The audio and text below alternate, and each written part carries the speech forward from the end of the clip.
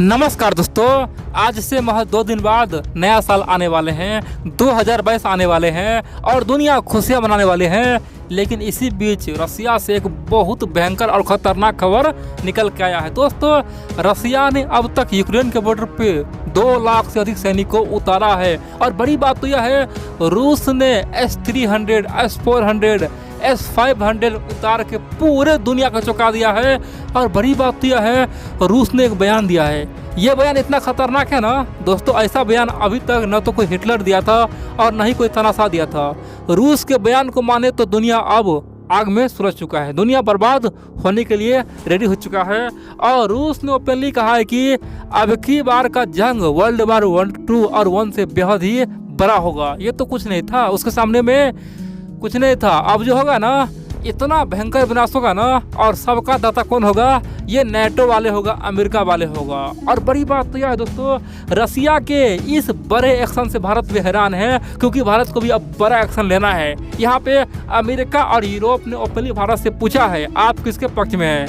हमारे पक्ष में है या फिर रूस के पक्ष में है? क्योंकि रूस का ये दादागिरी अब मानवता पे आ चुका है और भारत चूज करे किस पाले में है। दोस्तों, अमेरिका यूरोप को लगता है कि जिस समय यूक्रेन और रूस में ये जंग छिड़ेगा, अमेरिका यूरोप का सेना यूक्रेन सीमा पे जाएगा, उसी वक्त भारत रूस मिलके और अमेरिका के खिलाफ युद्ध छेड़ देगा। दोस्तों, इसीलिए भारत को बहुत बड़ा यहाँ पे मुसीबत आया है। और एक बात और है दोस्तों, यहाँ पे हमें महाशक्ति बनने का मौका मिला है। अगर हम लोग चाहे तो इस युद्ध में रातों रात सुपर पावर बन सकते हैं। जिस प्रकार से जर्मनी और ब्रिटेन का युद्ध हुआ, वर्ल्ड वार 2 हुआ, वर्ल्ड वार 1 हुआ, दोस्तों महाशक्ति कौन बना? अमेरिका बन गया। उसी प्रकार से अमेरिका, रसिया और चाइना में युद्ध हो तो महाशक्ति कौन बनेगा? भारत बनेगा। दोस्तों, मैं आपको एक एक पॉइंट बताऊंगा, ये सच्चाई है। आप लोग पूरा खबर देखिए, क्योंकि भविष्य में भारत को एक बड़ा रास्ता चुनना होगा।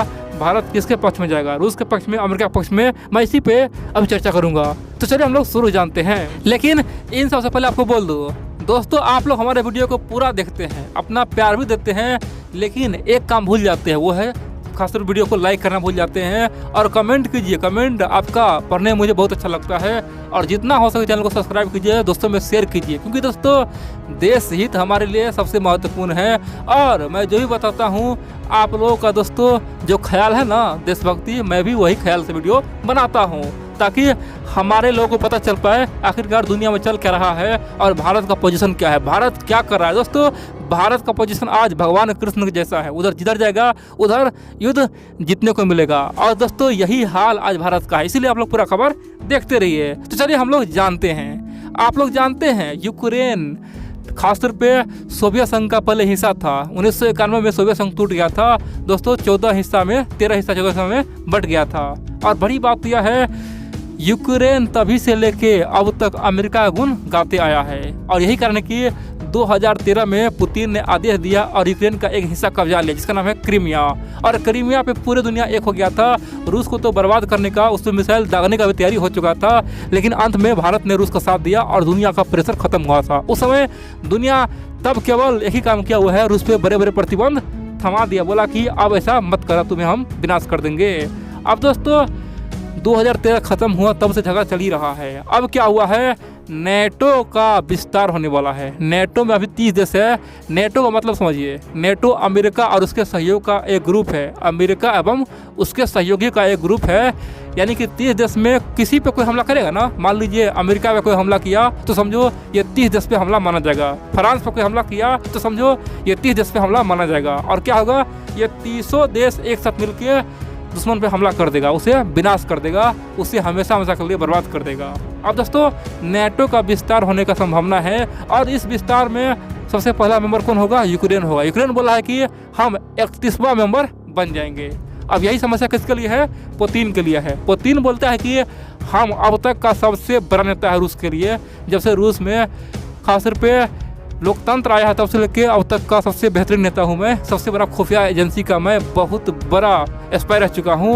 और हमारे सामने में अमेरिका ऐसे करेगा, ये मैं होने नहीं दूंगा। या तो हम मर जाएंगे या दुनिया को खत्म कर देंगे। दोस्तों, पुतिन ऑलरेडी बोल चुका है। पुतिन ने यहाँ तक कहा कि हम फिर से सोवियत संघ खड़ा करेंगे, धीरे धीरे सबको हम एक करेंगे, सोवियत संघ फिर से खड़ा करेंगे। और ये कोई 50 साल बाद नहीं होगा, ये अभी होगा, यानी कि 5 साल 7 साल के अंदर में शुरू होगा। और दोस्तों, इसीलिए पुतिन के बयान से लोग डरता है कि पुतिन जो बोलता है वो कर भी देता है।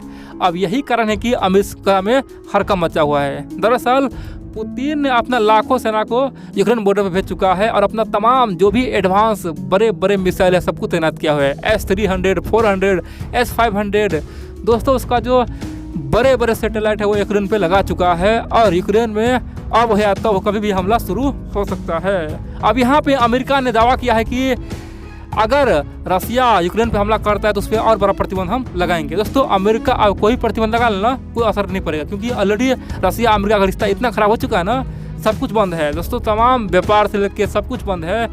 इसीलिए अब कोई भी प्रतिबंध काम नहीं आएगा। अब एक ही उपाय है युद्ध करना। और रूस जानता है कि अगर हम यूक्रेन पर हमला करेंगे तो हमें बहुत फायदा होगा, वो है सोवियत संघ का एक हिस्सा तो मिल जाएगा और अमेरिका अधिक से अधिक प्रतिबंध लगेगा। प्रतिबंध से क्या होगा? और यहीं पे अमेरिकी मीडिया, यूरोपीय मीडिया भारत से पूछ रहा है कि आप किसके पक्ष में हैं। ऐसा ना हो कि जिस प्रकार 2013 में यूक्रेन खासकर क्रीमिया पे रूस ने हमला किया था और उस समय आप रूस के साथ चले गए थे, इस बार आप किसके साथ होंगे? यूक्रेन पे हमला होगा तो आप कहाँ रहेंगे? दोस्तों भारत के लिए धर्म संकट पैदा कर रहा है, भारत के लिए मुसीबत पैदा कर रहा है वो है यूरोप अमेरिका का थिंक टैंक। और बड़ी बात यह है दोस्तों, हमारे लिए ऑप्शन है। अभी हम लोग रूस के पक्ष में चले जाएंगे ना तो रूस हमेशा हमेशा के लिए हमारा ऋणी हो जाएगा। जिस प्रकार से हम लोग आज तक बोलते हैं कि भैया पाकिस्तान भारत में युद्ध हुआ तो रसिया ने हमें बचाया था, रसिया ने अपना सेना भेजा था।